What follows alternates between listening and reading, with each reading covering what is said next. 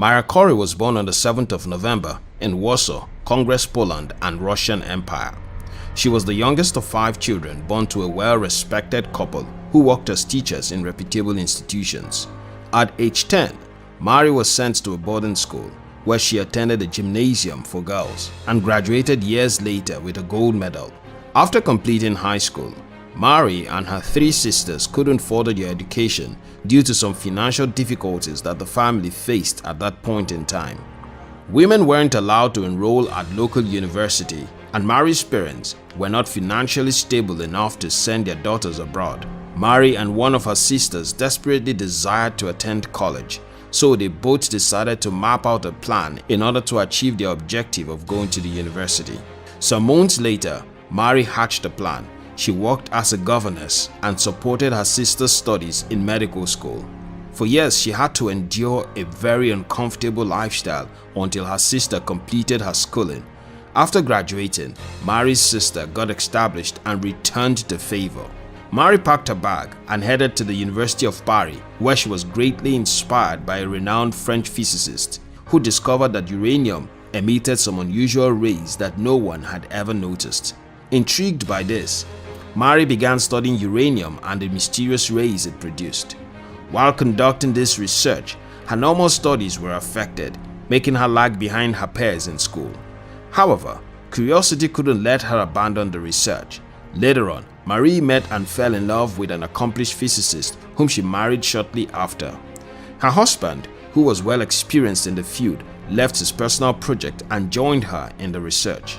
The couple examined some minerals that contained uranium and realized that the uranium-contained minerals were about 4 times more radioactive than the pure and normal uranium. Eventually, their research led them to discover a completely different element, which they called polonium. Their new discovery was announced and published in July 1898. 5 years later, Mary and her husband won the Nobel Prize in Physics, making her the very first woman to win a Nobel Prize. In 1906, Mary's husband died immediately after accepting a professorship at the University of Paris. This was a tragedy that struck unexpectedly. Devastated by her husband's death, Mary spent several months in mourning. However, she recovered and continued working on other projects. In 1911, she won another Nobel Prize for the remarkable work she did in chemistry. She was later given a professorship at the University of Paris, which made her the first female professor in the school.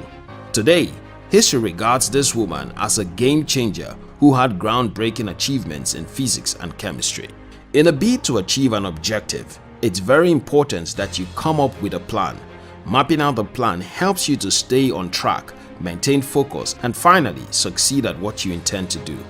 Hans Glein said, "The sooner you start planning your life, the sooner you will live the life you dream of." Living an accomplished life of greatness definitely requires a plan.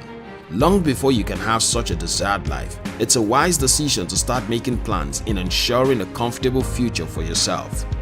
Brian Tracy said, "A clear vision backed by a definite plan gives you a tremendous feeling of confidence and personal power. When you have a vision, you need to hatch a plan by which that vision would be achieved. Combining your vision with a brilliant plan will certainly build up confidence in you, making you believe that you are well enabled and powerful enough to attain a great height." Winston Churchill said, "Let our advanced worrying become advanced thinking and planning. Instead of getting worried over a difficult situation that presents itself before you, think and devise a plan to save yourself from that trouble. Worrying solves nothing, so you should not resort to it. Rather, ponder on a possible plan to solve the problems that get you worried." When Mary and her family were confronted with financial difficulties which prevented her from attending college, she had to map out a plan that saved her future. Sitting down to plan can save your future. Don't sit and watch. Start planning today.